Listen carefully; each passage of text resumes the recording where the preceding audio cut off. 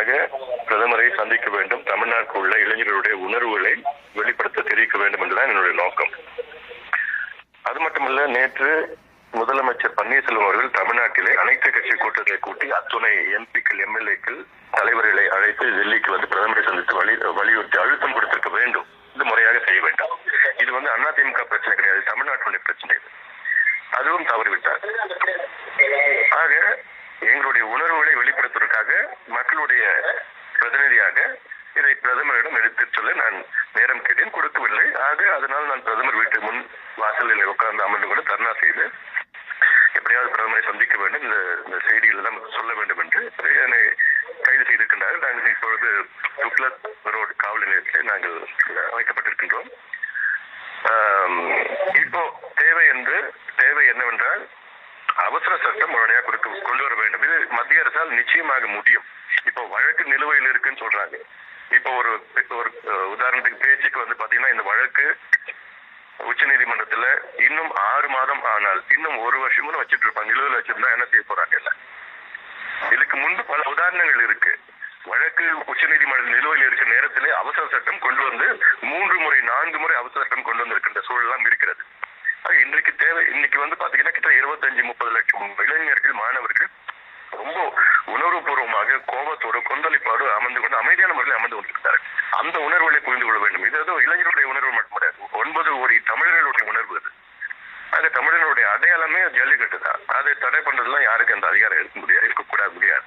அதற்கு உணர்வுகளை புரிந்து கொண்டு தமிழ்நாட்டினுடைய மக்கள் அதை புரிந்து கொண்டு உடனடியாக நிச்சயமாக மத்திய அரசால் முடியும். ஆக அதற்காகத்தான் தொடர்ந்து அழுத்தம் கொடுக்க வேண்டும். இது மட்டும் கிடையாது. இப்பொழுது அந்த மாணவர்கள் அமர்ந்து கொண்டிருக்கின்ற சூழல் பார்த்தீங்கன்னா, தொடர்ந்து தமிழ்நாடு வஞ்சிக்கப்பட்டு விடுகிறது. இலங்கை தமிழர் பிரச்சனை இருந்தாலும் சரி, மீனவர்கள் பிரச்சனை இருந்தாலும் சரி, காவிரி மேலாண்மை வாரியம் பிரச்சனை இருந்தாலும் சரி, நீட் என்ட்ரன்ஸ் எக்ஸாம் பிரச்சனை இருந்தாலும் சரி, பாலாத்து பிரச்சனை இருந்தாலும் சரி, முல்லை பெரியார் பிரச்சனை, அட்டப்பாடி பிரச்சனை, அல்லது சமீபத்தில் வந்து வறட்சி மாநிலம் அறிவிக்கவில்லை. அது மட்டும் தான் வாரதா புயல எந்த நிவாரணமும் இல்லை. இப்போ ஜல்லிக்கட்டு தொடர்ந்து வஞ்சிக்கப்பட்டிருக்கு. இதை இந்த இளைஞர்களுக்கு கோபத்து மேல கோபம் வந்துட்டு இருக்கு. அதனால இந்த உணர்வை புரிந்து மக்களுடைய 9 கோடி மக்கள் தமிழர்களுடைய உணர்வுகளை புரிந்து மத்திய அரசுடைய அவசர சட்டம் கொண்டு வர வேண்டும். இதான் என்னுடைய நோக்கம். இது வந்து கூட்டு முயற்சியா செய்யணும். ஐயா, நீங்க வந்து பிரதமரை சந்திப்பதற்காக சென்ற போது அனுமதி மறுக்கப்பட்டதா சொன்னீங்க. முன் அனுமதி பெற்றுதான் அவரை நீங்க சந்திக்க சென்றீர்களா? அனுமதி மறுக்கப்பட்டதுக்கு என்ன காரணம் நினைக்கிறீங்க? சரி, இப்போ சந்திக்க மறுக்கிறார். இப்போ சமீபத்தில் பாராளுமன்ற கூட்டத்தொடரில் கூட நான் கடிதம் கொடுத்திருக்கேன், பிரதமர் கடிதம் கொடுத்திருக்கேன், ஜல்லிக்கட்டு நடக்கணும்னு சொல்லிட்டு. கடந்த ஆண்டு 2015, கடந்த ஆண்டு அதுக்கு முன்பு ஆண்டு 2015 டிசம்பர் மாதம் அப்பொழுது கூட நான் பிரதமரை நேரில் சந்திச்சு நாம் ஜல்லிக்கட்டு எப்படியாவது நடத்தணும்னு சொல்லிட்டு அப்போ கொடுத்துருக்கிறோம். நாடாளுமன்றத்தில் நம்ம பேசியிருக்கிறோம். ஆனா இதெல்லாம் போதாது. இது வந்து ஒட்டுமொத்தம் கூட்டு முயற்சியா இருக்கணும். முதலமைச்சர் தலைமை எடுத்து அனைத்து கட்சி கூட்டத்தை கூட்டி, எனக்கு புரியல ஏன் அனைத்து கட்சி கூட்டத்தை கூட்ட மாட்டாங்க. கேரளாவில் ஒரு பிரச்சனைனா உடனே எல்லா கட்சியும் ஒன்னா வர்றாங்க. கர்நாடகா பிரச்சனை எல்லாம் எதிர்புறமா இருக்கின்ற பிஜேபி, ஜனதா தள், காங்கிரஸ் எல்லாம் ஒன்னா வர்றாங்க, ஒரே வண்டியில போயிட்டு வராங்க. தமிழ்நாட்டில் மட்டும் ஏன் இது வரல? இதோ அவங்களுடைய ஈகோ, கௌரவம் பார்த்துட்டு இருக்காங்க. இது கௌரவம் பார்க்கறது உண்மையில் மக்கள் பிரச்சனை. மக்கள் பிரச்சனைக்காக வந்து கௌரவம் பார்க்க கூடாது. மக்கள் பிரச்சனைக்காக என்ன வேணா செய்யலாம். நான் இப்ப மக்கள் பிரச்சனைக்காக நான் ஜெயிலுக்கு போய் எவ்வளவு நாள் ஜெயிலுக்கு போய் நான் தயாரா இருக்கேன். அதனால எனக்கு அதை பத்தி பிரச்சனை. மக்கள் பிரச்சனை எல்லாமே சேர்ந்து செய்ய வேண்டும். இப்போ 50 MP வச்சிருக்கிறாங்க ஆளுங்கட்சி அதிமுக. 50 MP நாடாளுமன்ற மையத்துல நின்றுட்டு ஒரு கோஷம் விட்டு நாங்க ஜல்லிக்கட்டு அவசர சட்டம் கொண்டு வந்தாதான் நாங்க நாடாளுமன்றம் நடத்த விடுவோம் அப்படின்னு சொன்னா நினைச்சு பாருங்க. வேற வழியில மத்திய செஞ்சுதான் ஆகணும். இந்த 50 MPக்களும் இந்த மையத்துல உட்கார்ந்துகிட்டு நாங்க காவிரி மேலாண்மை வாரியத்தில் அமைக்கலன்னா நாங்க நாடாளுமன்றம் நடத்த விடவே மாட்டோம் போராட்டம் பண்ணாங்கன்னா வேற வழியே கிடையாது. அதனால இதெல்லாம் செய்தாக வேண்டும். ஏதோ அடையாளத்துக்கு வந்துட்டு பார்த்துக்கிட்டு கடிதம் கொடுத்துக்கிட்டு நடக்காது. அடுத்த கட்டத்துக்கு நம்ம போக வேண்டியதா இருக்கும்.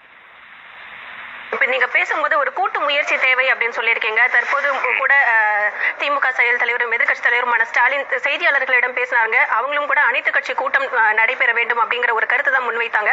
மாணவர்கள் எந்தவித அரசியல் சார்பும் இல்லாம ஒட்டுமொத்தமாக தன்னெழுச்சியாக எழுந்து இந்த மாதிரியான ஒரு போராட்டத்துல ஈடுபட்டு வராங்க.